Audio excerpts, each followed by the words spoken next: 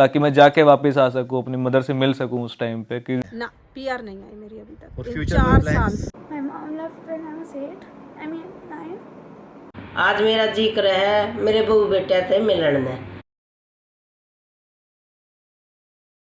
तो सबको राम राम। तो इमिग्रेशन की पॉलिसीज़ की वजह से सबको क्या क्या दिक्कतों का सामना उठाना पड़ा, और बहुत सीरियस लेवल पे, उस पे मैंने पार्ट 2 बनाया है। चलिए देखते हैं। तो सारे लोगों को लगता है कि विदेश जाके सेटल होना बहुत आसान है, बस थोड़े से पैसों का जुगाड़ करो और बाहर जाके सेटल हो जाओ। पर जब आप बाहर आते हो अपने बहुत सारे सपने लेके, तब आपको पता चलता है कि ये देश आपका है ही नहीं। यहाँ के रूल्स एंड इमिग्रेशन की पॉलिसीज़ आपके लिए हर दिन बदल जाएंगे। जैसे ही आप अपनी मंजिल के नज़दीक जाओगे, ऐसे कुछ रूल्स आ जाएंगे कि आप उतने ही दूर निकल जाओगे, और ये सिलसिला सालों साल चलता रहता है। तो जितने भी लोग इंडिया से बाहर आना चाहते हैं या ऑलरेडी विदेशों में सेटल हैं, वो इस वीडियो को पूरा एंड तक देखना। इसमें मैं आपको दिखाने जा रहा हूँ कि न्यूजीलैंड इमिग्रेशन के रूल्स एंड पॉलिसीज़ के चेंज होने की वजह से कुछ लोगों की लाइफ कितनी बुरी तरीके से इफेक्ट हुई है, वो अपना रियल लाइफ एक्सपीरियंस आपके साथ शेयर करेंगे। चलिए देखते हैं।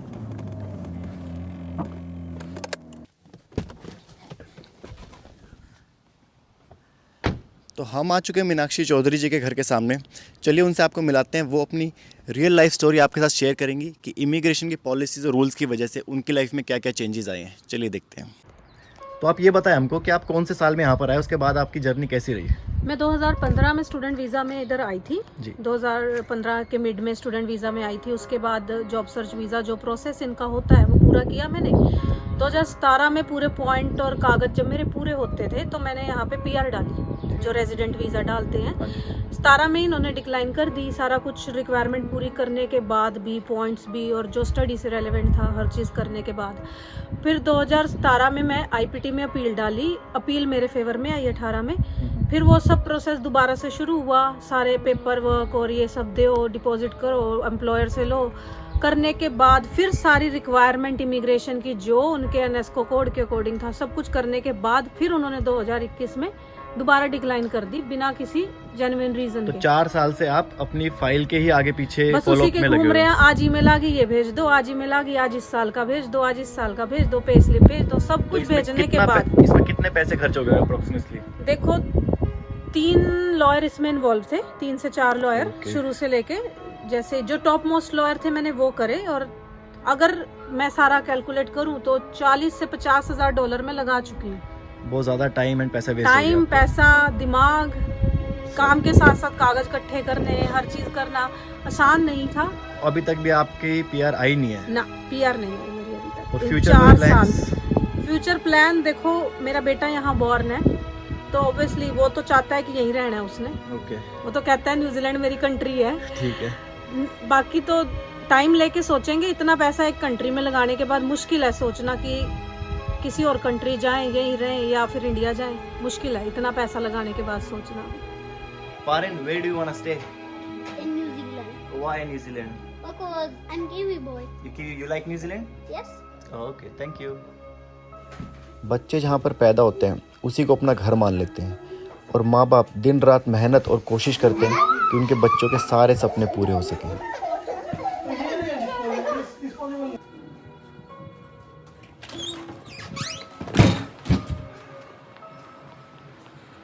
तो पहले मैंने सोचा अरुण से इस बारे में बात नहीं करते हैं, बट फिर सोचा ऐसे बहुत सारे लोग हैं जिन्होंने ये प्रॉब्लम फेस करी न्यूजीलैंड के रूल्स की वजह से, इनके टाइट रूल्स की वजह से। फाइनली अरुण से मेरी बात हुई और उसने बोला ठीक है। जब आप उससे मिलोगे बहुत ही हंस के बड़े प्यार से मिलता है वो बंदा, पर उसकी हंसी के पीछे बहुत सारे गम भी हैं। पहुंच गए हम। क्या हाल है केडी भाई? अरे कैसे भाई?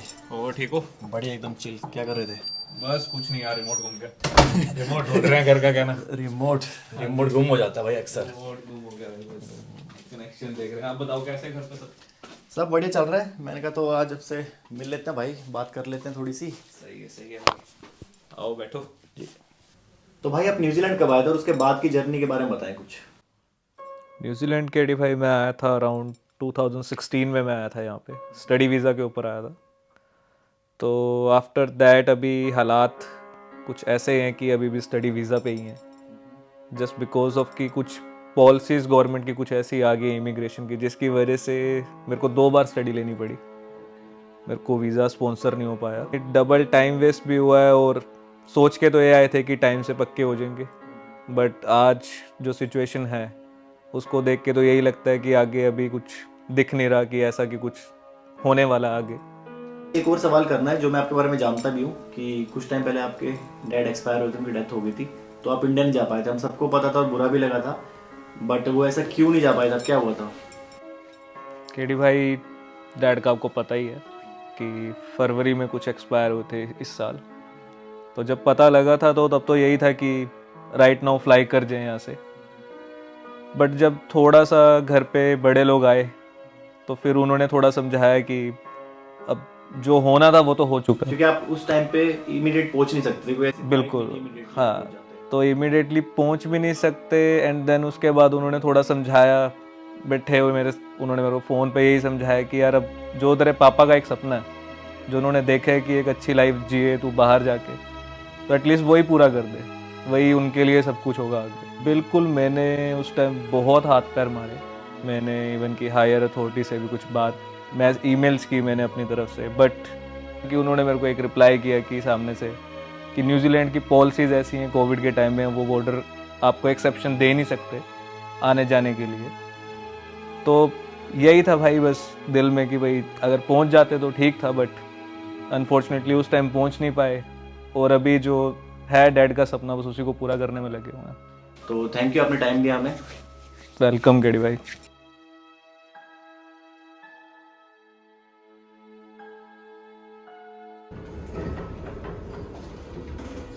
तो हम सुमन के घर पे पहुंच चुके हैं, चलिए उनसे बात कराते हैं आपकी।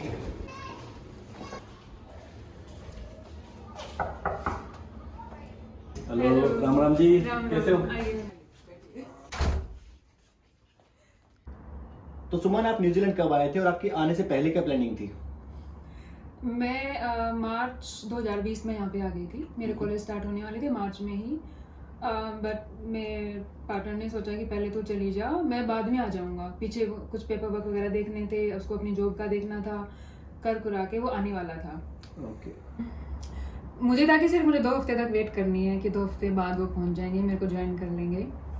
बट अब 1.5 साल हो गया है, 1.5 साल से भी ऊपर हो गए हैं, 18 महीने हो गए हैं और अभी तक नहीं आ पाए हैं वो।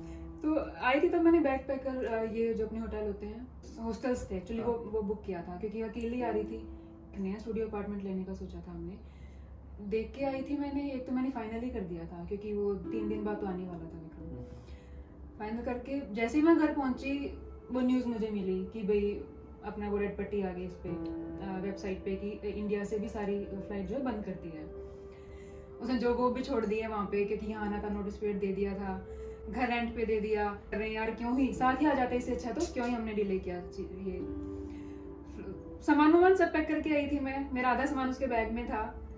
बट फिर सोचा भी नहीं था कि मैं रूम खुद जाके किससे बात करूंगी, कैसे रूम देखने हैं एक नई कंट्री में।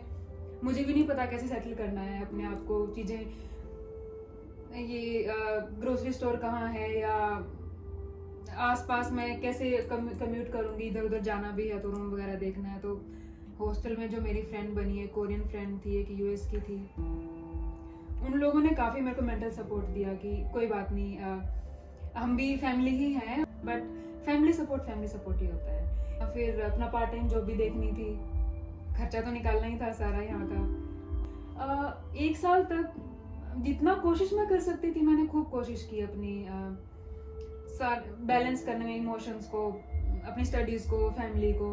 बातें हो रही है, फ़ोन पे हो रही है, बेटी का बर्थडे है वो फ़ोन पे सेलिब्रेट हो रहा है, दिवाली है, बस मैं फ़ोन पे ही यहाँ से सेलिब्रेट कर रही थी चीज़ें। तो बेटी का क्या रिएक्शन था? मतलब बेटी फ़ोन करती होगी तो क्या कुछ बोलती है? वो काफ़ी सैड हो जाती है, वो जब मेरी तरफ देखती थी तो उसको लगता था कि मैं अगर मम्मी को बताऊंगी कि मैं सैड फील कर रही हूँ, पता नहीं बच्चों में शायद वो पावर आ जाती है। तो मेरे सामने नहीं बोलती थी, बट वो मुझे ही मोटिवेट करती रहती थी, नहीं आप कर लोगे, आप कर सकते हो मम्मा, थोड़ा सा ही टाइम है, फिर हम वहाँ पे आ जाएंगे, हम फिर एक डॉग ले लेंगे, हम बाहर घूमने जाएंगे, हम ट्रैकिंग पे जाएंगे। मेन मेरा रिग्रेट ये है कि मैं उसकी लाइफ का जो इम्पोर्टेंट फेज है मैं उसके साथ नहीं हूँ इस टाइम पे।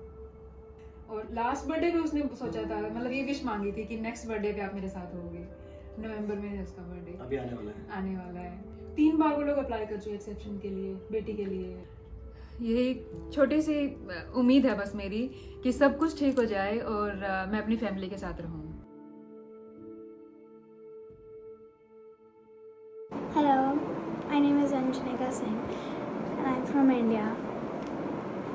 I mean, you're doing a great job protecting your country, and you should allow the families that are separated, because my mom left when I was 9. So I am 11 now, and you want me to turn 12 without her? I mean, sometimes it feels like she's dead.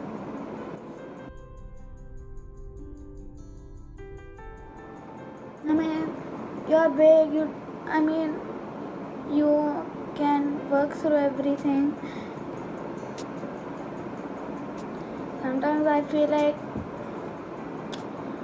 I get what I want, but the one thing I'm asking from you is my mom, or I could come there.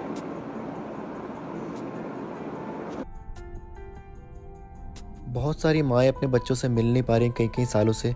चलिए उनमें से एक से आपकी बात कराते हैं। तो मेरा कति जी नहीं लग रहा जी। आज मेरा जिक्र है मेरे बहू बेटे थे मिलन ने, उनसे बात करने ने। 2 साल हो गए न्यूजीलैंड में बैठे ने। बॉर्डर बंद पड़े हैं, वह हमने देखने ते तरसे, हम उन्हें देखने ते तरसा। जब बॉर्डर भी खुल जाए तो वह आ जा, ना मैं चली जा।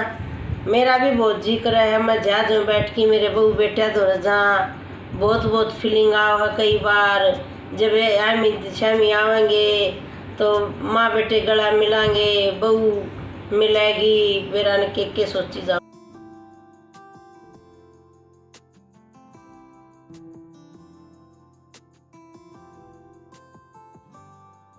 ऐसी और भी बहुत सारी फैमिलीज़ हैं जिनकी बात हम आप तक पहुंचा नहीं पाए, बट वो भी बहुत कुछ कहना चाहते हैं।